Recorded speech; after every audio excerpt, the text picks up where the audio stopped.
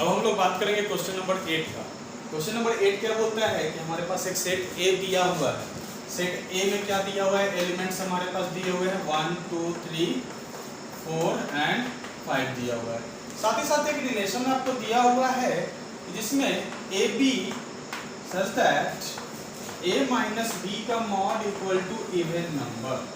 मतलब a minus B का जब आप डिफरेंस निकालिएगा तो ये क्या आना चाहिए, वो एक इवन नंबर आना चाहिए। बहुत ही आसान सा है। उसके बाद क्या पूछता है, बोलता है कि क्या दिया हुआ जो रिलेशन है वो इक्विवेलेंस रिलेशन होगा क्या। तो इक्विवेलेंस रिलेशन के लिए हमने आपको पहले ही बता दिया कि वैसा रिलेशन जो रिफ्लेक्सिव भी होगा, सिमेट्रिक भी होगा और साथ ही साथ ट्रांजिटिव होगा, वही रिलेशन हमारे पास क्या कहलाएगा, इक्विवेलेंस रिलेशन कहलाएगा। तो इसका मतलब क्या हुआ कि हमें बारी बारी से तीनों को चेक करना होगा। तो चलो चेक करते हैं फिर। तो पहला हम बात करते हैं रिफ्लेक्सिव के बारे में। तो चलो हमने पहले ही बता दिया था, इससे पहले वाले वीडियो में बताया आपको कि पहले देखेंगे, समझेंगे, उसके बाद लिखेंगे। तो मन में पहले कुछ कैलकुलेशन कर लेते हैं। तो यहाँ देखिए, अगर आप रिफ्लेक्सिव के बारे में बात कीजिएगा तो हमने आपको बताया था कि दोनों का दोनों एलिमेंट सेम होना चाहिए। तो यहाँ साफ साफ बोलता है कि a minus be even number आना चाहिए। तो रिफ्लेक्सिव होगा कि नहीं होगा, देख लीजिए तो जरा कि अगर a माइनस ए करते हैं तो ये क्या आएगा, 0 आएगा। और 0 को हम लोग तो इवन नंबर ही तो मान सकते हैं, आसानी से मान सकते हैं। 0 को क्या मान सकते हैं, इवन नंबर मान सकते हैं। तो इसका मतलब क्या हो गया कि R इज रिफ्लेक्सिव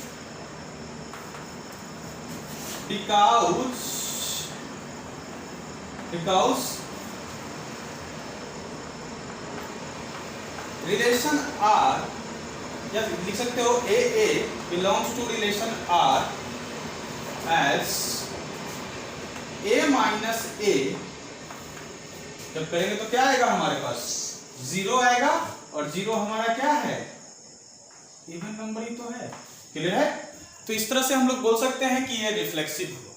दूसरी बात आते हैं अब हम सिमेट्रिक के लिए। सिमेट्रिक हमने बताया था आपको कि ए बी अगर बिलोंग्स करेगा रिलेशन आर से तो बी ए भी रिलेशन आर से बिलोंग करेगा।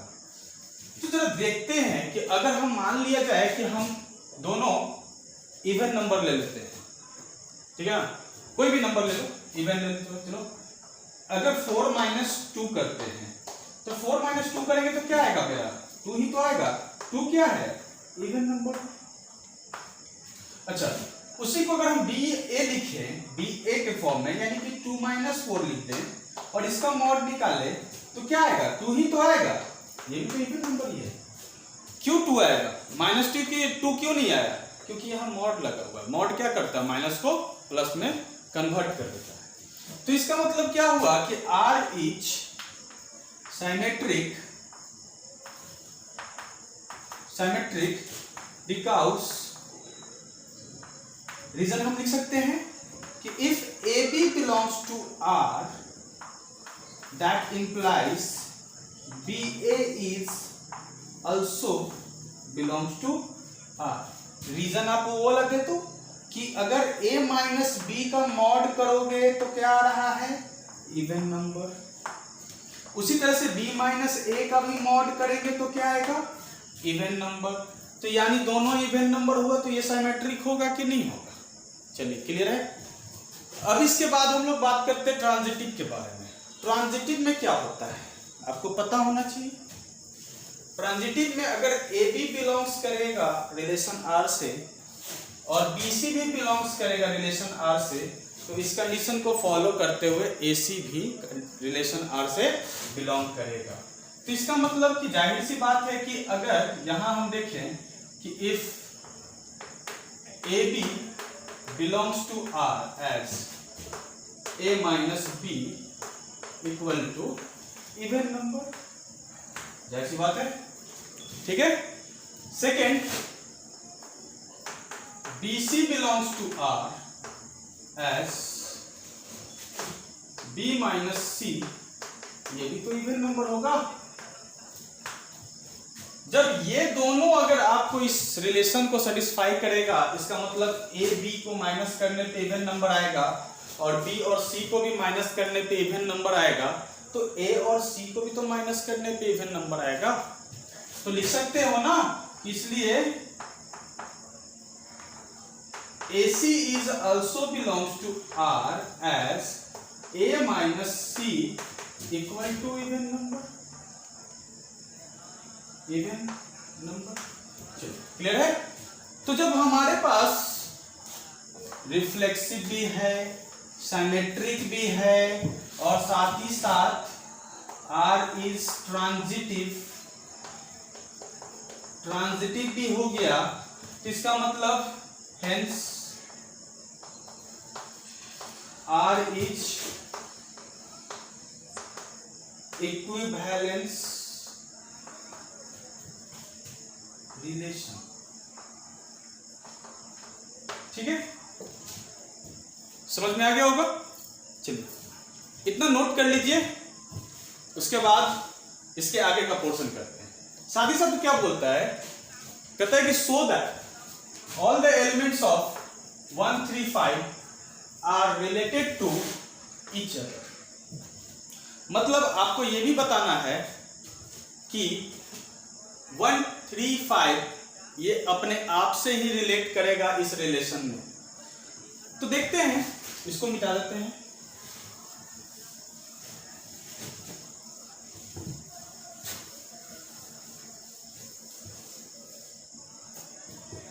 लिख सकते हैं ना, यस बिल्कुल रिलेट करेगा ना, क्योंकि 1 में से 1 को माइनस करिएगा तो 0 आएगा, 0 भी इवन नंबर है।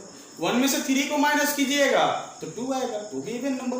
1 में से 5 को माइनस कीजिएगा 4 आएगा, 4 भी इवन नंबर। उसी तरह से 3 में से 1 को माइनस कीजिएगा 2 आएगा, फिर भी इवन नंबर। 3 में से 3 को माइनस कीजिएगा तो 0 आएगा, 0 भी इवन नंबर। 3 में से 5 को माइनस कीजिएगा तो 2 आएगा, 2 भी जो है क्या आपका इवन नंबर। उसी तरह से 5 के साथ भी हम लोग कर सकते हैं। ठीक है, समझ में आ रहा है। तो इसका मतलब हम लिख सकते हैं कि yes all the elements of 1 3 5 are related to each other because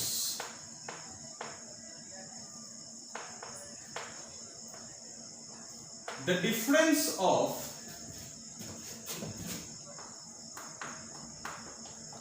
the difference of 1 3 5 to each other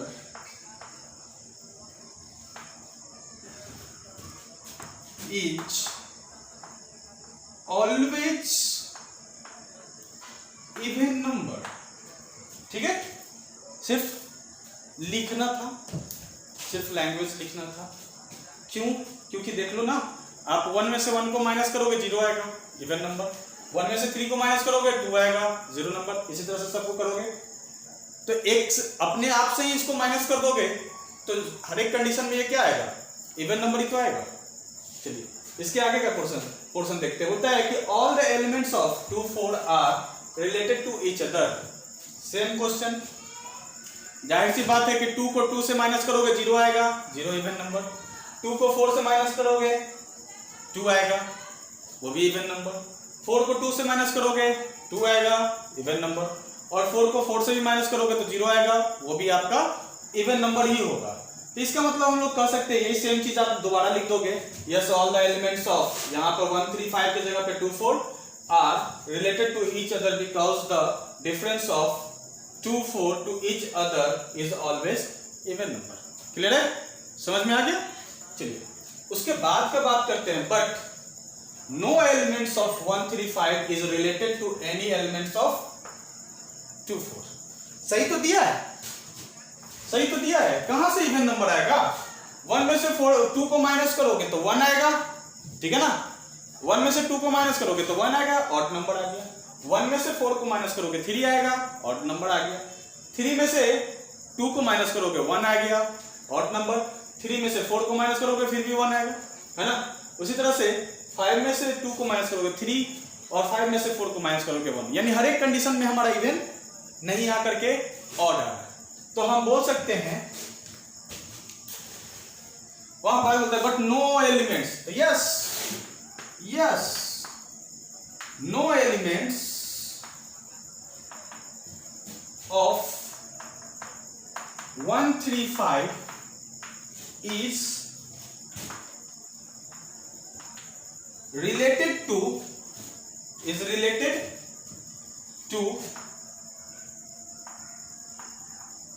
any element of 2, 4 because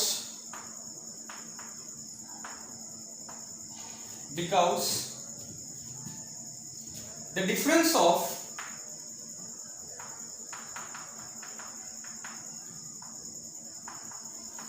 of 135 and 24 is not even number, ठीक है ना। घटाने पर क्या ये इवन नंबर नहीं आ रहा है, ठीक है ना। इस तरह से अपना 8 नंबर खत्म हुआ। अब हम लोग देखेंगे 9। अब हम लोग क्वेश्चन नंबर 9 को देखते हैं। बोलता है so that each of the relation are in set A. Set A में दिया क्या गया, देखिए x belongs to z, z क्या इंटीजर्स है, और x का वैल्यू 0 या 0 के इक्वल होना चाहिए, x का वैल्यू 0 से बड़ा या 0 के बराबर होना चाहिए, और साथ ही साथ 12 से कम या 12 के बराबर होना चाहिए। तो गिवन बाय एक रिलेशन दिया हुआ है AB such that A minus B is multiple of 4, यानी A माइनस बी का जो मॉड होगा वो मल्टीपल ऑफ 4 के इक्वल होगा। और सेकंड नंबर क्वेश्चन दिया है कि AB such that A minus A equal to B, तो बहुत इजी है। फर्स्ट देखते हैं हम लोग, शो करना है हमको, चलिए फर्स्ट देखते हैं। तो अगर हम रिलेशन लिखने का कोशिश करें, सेट A लिखें, तो सेट A हम क्या लिख सकते हैं, बोलता है क्या कि x इंटीजर है और 0 से लेकर 12 के बीच में, यानी कि हमारे पास जो आएगा एलिमेंट तो 1 2 3 4 5 6 7 8 9 10 11 12, यही आएगा ना, ठीक है। अब इसमें हमें बताना है कि ये रिफ्लेक्सिव होगा कि नहीं। तो रिफ्लेक्सिव के लिए हमको यहाँ पर बताना है so that each of the relation. तो ईच ऑफ द रिलेशन हमारे पास बेसिकली तो 3 ही है ना, रिफ्लेक्टिव, रिफ्लेक्सिव, सिमेट्रिक और ट्रांजिटिव। तो पहले हम रिफ्लेक्सिव पे बात कर लेते हैं। रिफ्लेक्सिव होगा कि नहीं होगा, बिल्कुल होगा ना। क्यों होगा, क्योंकि रिफ्लेक्सिव में बोलता है कि दोनों एलिमेंट सेम होना चाहिए, यानी a और a such that a minus a। तो a माइनस a अगर हम करेंगे तो 0 ही आएगा, और 0 जो है कि मल्टीपल ऑफ 4 होता ही है। 0 तो दुनिया का हर एक नंबर से कट जाता है, हर एक का पहाड़ा में वो मौजूद है, हर एक का टेबल में 0 मौजूद है। तो इसका मतलब हम बोल सकते हैं कि a minus B is the multiple of 4। तो साफ साफ बोल सकते हैं हमको लोग कि R इज रिफ्लेक्सिव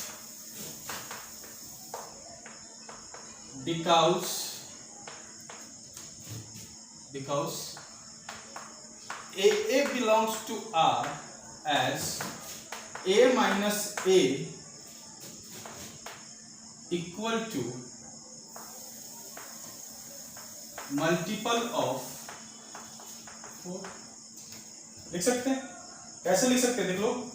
अगर मान लो कि इधर 4 लिया, इधर भी 4 लिया, 4 में से 4 घटेगा तो क्या होगा 0, और 0 तो मल्टीपल ऑफ 4 होता ही है, ठीक है ना। तो इसका मतलब क्या हुआ कि ये हमारे पास रिफ्लेक्सिव हो गया। सेकेंड चीज, सिमेट्रिक होगा कि नहीं होगा। बोलता है कि अगर मल्टीपल ऑफ 4 होना चाहिए, तो मल्टीपल ऑफ 4 होना चाहिए। तो अगर आप देखोगे तो 4 में से 8 में से लगाते हैं, 8 माइनस 4 कर देते हैं, 8 में से 4 घटेगा तो 4 होगा। 4 क्या है, मल्टीपल ऑफ 4 है कि नहीं है। अच्छा, और 4 में से 8 भी घटाओगे तो भी क्या होगा, 4 ही होगा। ये भी क्या है, मल्टीपल ऑफ 4 है कि नहीं। तो इसका मतलब अगर यहां देखोगे a माइनस बी है और यहां क्या है b माइनस ए है, इसका मतलब क्या हुआ कि ये दोनों कंडीशन को फॉलो कर रहा है, इसका मतलब ये सिमेट्रिक होगा। तो R इज साइमेट्रिक, रीजन बता देते हैं, because AB belongs to R, that implies BA is also belongs to R. Reason क्या है कि if A minus B is multiple of 4, then B minus A is also multiple of 4. हो गया? अच्छा, अब ट्रांजिटिव का बात करते हैं। ट्रांजिटिव होगा कि नहीं होगा? तो ट्रांजिटिव के लिए ध्यान से देखिए, रिफ्लेक्सिव हो गया, सिमेट्रिक हो गया। ट्रांजिटिव क्या बोलता है? अगर A और B अगर आपको रिलेशन से बिलोंग करता है, BC भी बिलोंग टू रिलेशन R है, तो AC भी R से बिलोंग करेगा। तो यहाँ रिलेशन क्या दिया हुआ? मल्टीपल में तो दिया हुआ है, बना के देख लेते हैं, है ना? सोच के देख लीजिए ना, सोचिए कि अगर इन दोनों का माइनस अगर 4 से कट जाएगा, इन दोनों का माइनस भी अगर 4 से कट जाएगा, तो इसका मतलब क्या है कि A और C भी जो है कि वो मल्टीपल ऑफ 4 होगा कि नहीं होगा? समझ लीजिए, ठीक है ना? तो मतलब क्या है, हम लिख सकते हैं कि R is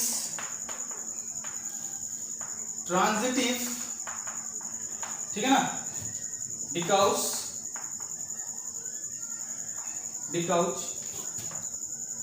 AB belongs to R, AB belongs to R, ठीक है ना, as A minus B is multiple of 4. अच्छा, second, BC belongs to R as B minus C mod है is multiple of 4.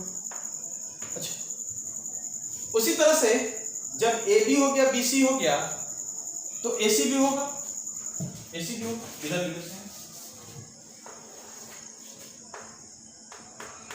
AC is also belongs to R as A minus C is multiple of, अच्छा ऐसे निकाल दो, या तो फिर अगर जो और ऐसा समझना है तो ध्यान से देख लो, इसको 1 मान लो और इसको 2 मान लो, दोनों को ऐड कर दो, दोनों को ऐड करोगे तो क्या आएगा? A माइनस बी का mod plus B minus C का मॉड, ठीक है, और इक्वल टू क्या आएगा? Multiple of 4। तो B से B कट गया, क्या बचा? A माइनस C, तो A माइनस C भी जो है कि क्या हो गया? मल्टीपल ऑफ 4 हो गया। इसका मतलब AC is also belongs to R, ठीक है। तो कह सकते हैं कि ये रिफ्लेक्सिव भी है, ये सिमेट्रिक भी है, और साथ ही साथ ये ट्रांजिटिव भी है। तो जब तीनों है, इसका मतलब ये इक्विवेलेंस भी है कि नहीं? इसको हम इक्विवेलेंस रिलेशन भी कह सकते हैं। क्लियर है? समझ में आ गया? सेकंड देखते हैं। सेकंड तो बहुत इजी है, बताने की जरूरत है क्या?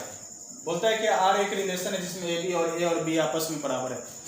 तो इतना इजी सवाल करती है। AB आपस में बराबर है, तो ऑलरेडी AB आपस में बराबर है, इसका मतलब क्या है? रिफ्लेक्सिव तो होगा ही।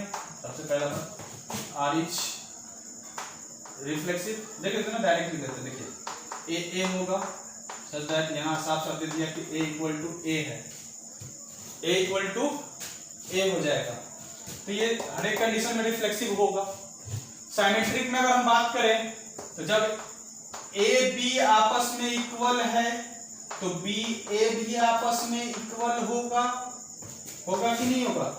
As A equal to B, as B equal to A, तो दोनों कंडीशन को फॉलो कर रहा है। इसका मतलब ये साइमेट्रिक भी होगा। चलिए थर्ड ट्रांजिटिव का बात करते हैं। तो अगर A और B आपस में इक्वल है चलिए बी और सी भी आपस में बिलोंग कर रहा है रिलेशन से, तो जब ए बी इक्वल है बी सी इक्वल है तो ए सी भी तो इक्वल होगा, तो ए सी भी बिलोंग्स करेगा आर से, तो इसका मतलब क्या है, ये ट्रांजिटिव भी होगा। ठीक है ना, तो बना लीजिएगा इस तरह से, इसको डिटेल लिख दीजिएगा, ठीक ना, समझ में आ गया। चलिए नोट कर लीजिए अच्छे से और इसके बाद फिर मिलते हैं।